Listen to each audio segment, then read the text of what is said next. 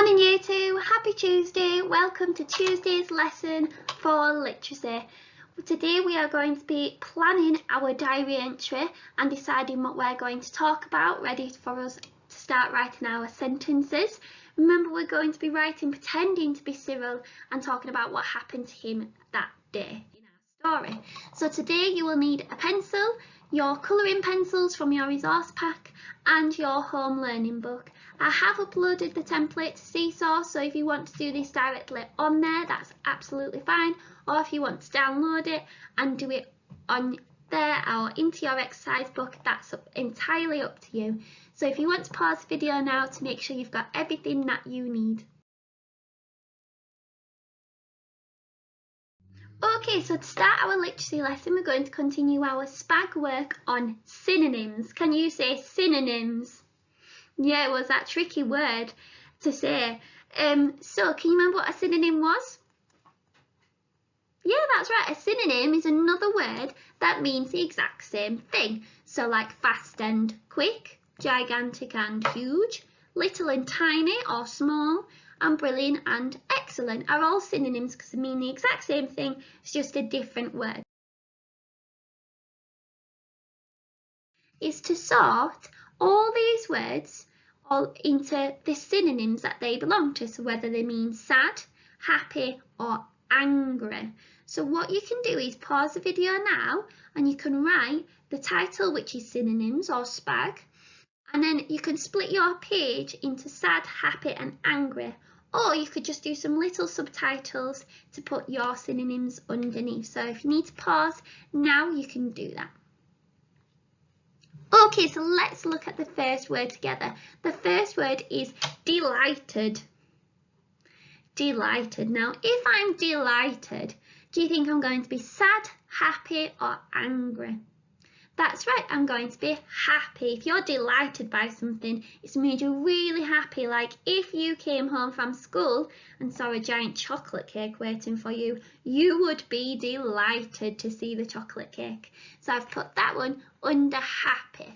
Okay, let's do one more. The next word is full of rage. If you are full of rage, are you going to be sad, happy or angry?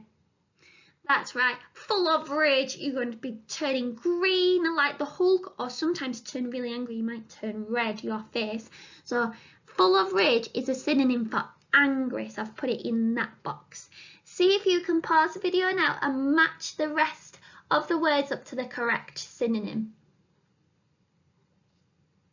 Super, let's check through them together. So devastated, if you're feeling devastated, you are going to be feeling sad.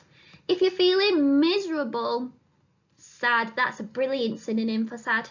Cheerful, happy, livid. Have you heard of that word before? If you're feeling livid, you are extremely angry, you are full of rage. Gloomy, sad, we've used that to describe Cyril before, haven't we, last week? Annoyed is angry. Heartbroken, a synonym for sad, like the heartbroken robot. Jolly, happy. And furious, last but not least, is a synonym for angry. Well done. Fabulous. You can pause the video now, check your answers and give yourself a fabulous tick for all the ones you got right. If you need to check any, that's fine. Move any around where they need to be and give yourself a tick.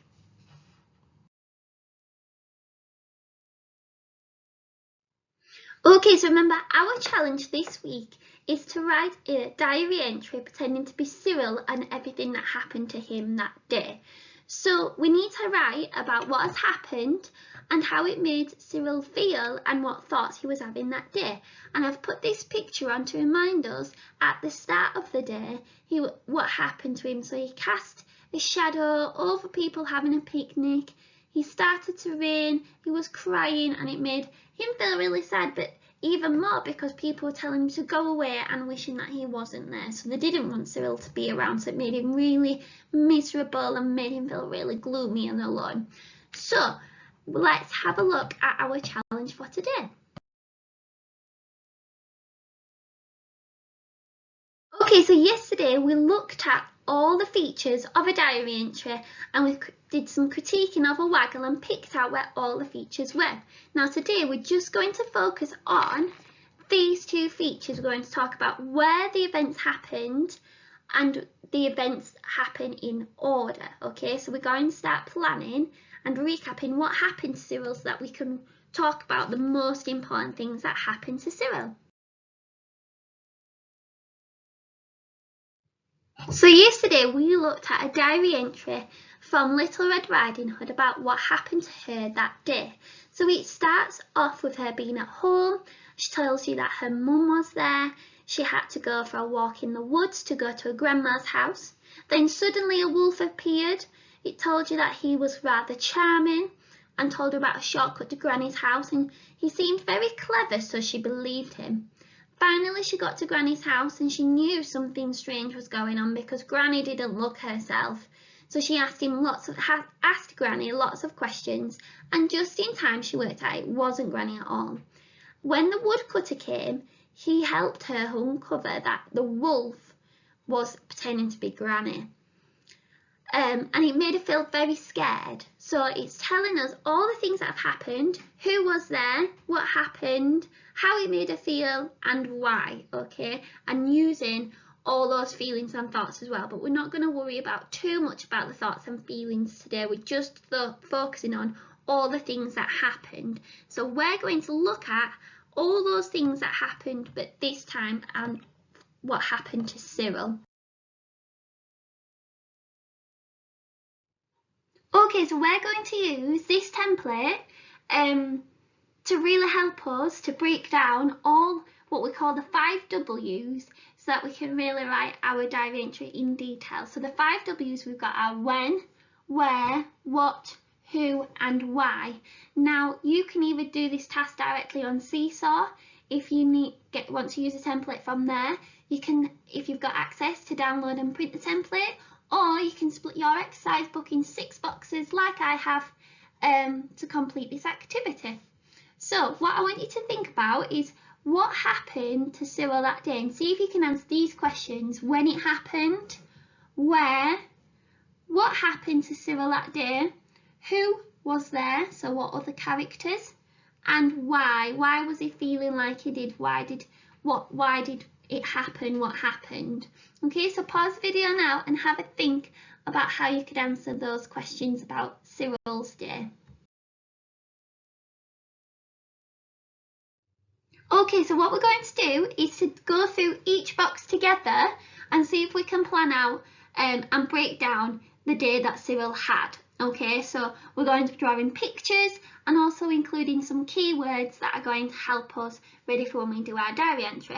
Now, one thing that's really important is when you draw your pictures, you don't fill the whole of the box because we will need some space to edit and up level some bits and write some extra words in as we go along this week. So try not to get your pictures to fill the whole box. I have done one that I did earlier, one that I've prepared that looks like this. As you can see, I've got my pictures in there, but they don't take up the whole space. They're quite full in there, but I've still got room to write words around my pictures. So that's what it's going to kind of look like. Because yours will look much better than mine because I'm doing mine on my whiteboard and you'll be able to colour yours in. So the first question we've got is when. When did this day happen?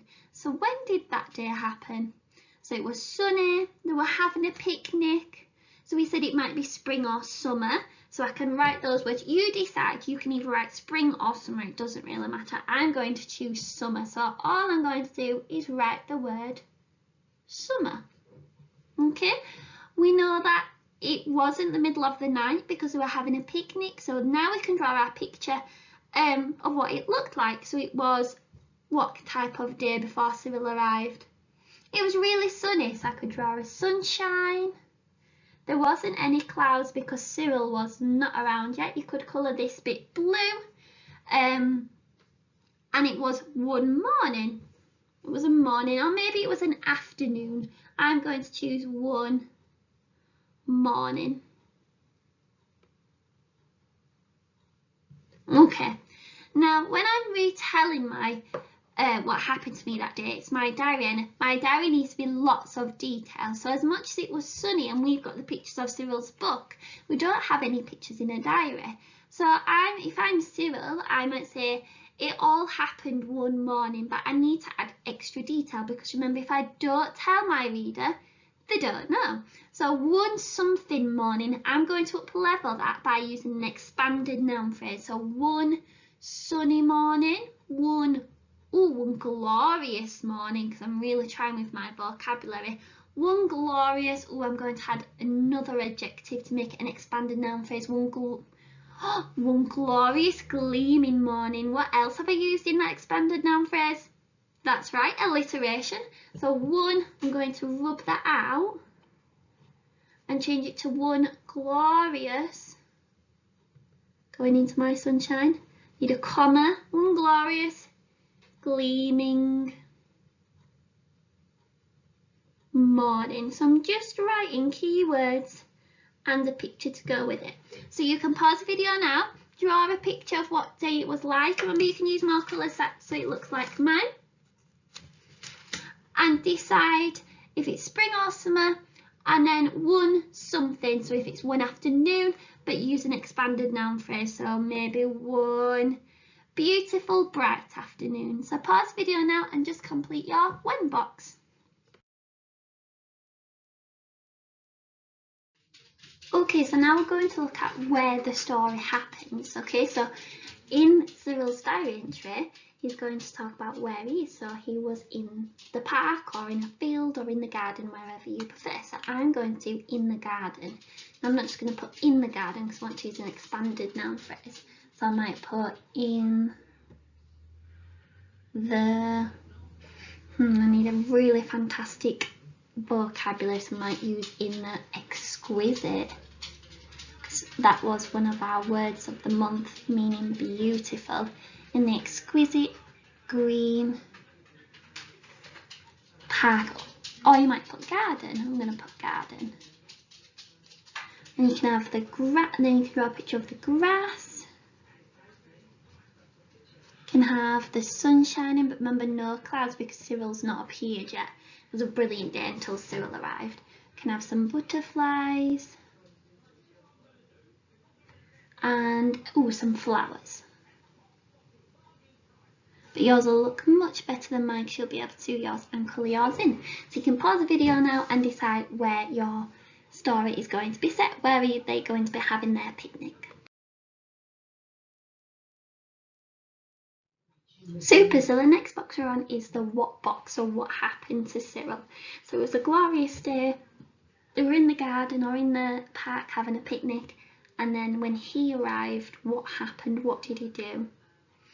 He created a big shadow and cast a shadow of the class. I love that word, cast. Cast a dark, because I want to strive to use an expanded noun phrase. So I've got cast a dark, gloomy shadow. Or you can say he created shade, talk about his raindrops, and then you can draw a picture of Cyril. Get his little pointy nose, his sad face, the raindrops coming out of him, and then here we can draw the big shadow that he cast over the park, over the picnic, and over the people. So you can pause the video now to create your expanded noun phrase and draw a picture. Excellent. So the next box is who. Who did Cyril meet that day? Now it was all people in the park having their picnic who thought Cyril had ruined his day and told him to go away. So it could be the people with the umbrella, you could draw the people having the picnic, whoever you choose. So I'm going to draw the people with the umbrella. So you could draw them holding the umbrella. They're going to have very miserable faces, covered in the raindrops, telling Cyril, to go away. So looking angry at Cyril. And then we can even use some speech saying, I wish that cloud would go away, or you could say he always ruins our day. So you can pause the video now, draw a picture of anybody who told Cyril to go away or that he ruined our day, and then you can use your speech of I wish that cloud would go away or he always ruins our day. Okay, so the last box we're going to look at is why Cyril was feeling like he was that day. So why was Cyril feeling really miserable and lonely that day? That's right, because everyone was feeling miserable that Cyril had turned up, and no one smiled at him. Everyone wished it would be better if he went away, and thought that he ruined everyone's fun. So what we can do is draw a picture of him ruining everybody's fun. So he was really blue at that time because he was really sad. So you can colour him in blue. You can have everyone's sad faces because nobody ever smiled at him, so we can have lots of sad faces. Give them some hair. Okay, and have lots of teardrops because he cried because he was really lonely, which is why everyone was really sad when he appeared, because he was always raining and he always casted a shadow, so I'm going to make it really dark underneath. Okay, and you can then write your reasons. So no one smiled, or you could write he ruined everyone's fun, everyone wished he would go away. So you can pause the video now and draw a picture and write some keywords in there. Brilliant, so now we've filled up our boxes, you'll notice that we've got one spare that's got nothing in. So what I'd like you to do is to pause and just write spag at the top of that box like a little title. And we're going to use this box to focus on some spag that we really need to remember when we're writing our diary entry. Okay, so this box we're going to use to be our little reminder box, so that we can use it when we're writing our sentences. Now, because we're writing that about what's happened to us that day, everything has already happened, so it's going to be in the past tense. So you're using playing in the park, the children played in the park, so all our words are going to end in ed. Okay, so they're not going to be playing in the park, it'd be played, and remember, even if it sounds like a t, it'll always be an ed on the end. Okay, so they played, they didn't shout, they're not shouting at Cyril, they shouted, so you could have shouted. Okay, so just want you to think about everything that was happening in the park and everything that people were doing, and then write those words in past tense. You could have played, shouted, popped, for when they popped, they weren't popping up the brollies, they already put them up, so they popped them up. And any other ed words, but really important that we've got that ed up there, if you can see it, to remind you to use your ed. Fabulous. Well done. Okay, once you've done that, that's the end of our lesson today. But what you can do is colour it all in. When it's finished, it might look more like this, so the one that I did earlier. So that you've got pictures in each box, your keywords, and then filled your spag box here with some ed words to match. So well done for your lesson today. Keep this. If you've done it directly on Seesaw, remember to upload it, or if you've done it in your exercise book like me, don't forget to take a picture and upload it to your Seesaw. Well done for today, and I'll see you tomorrow.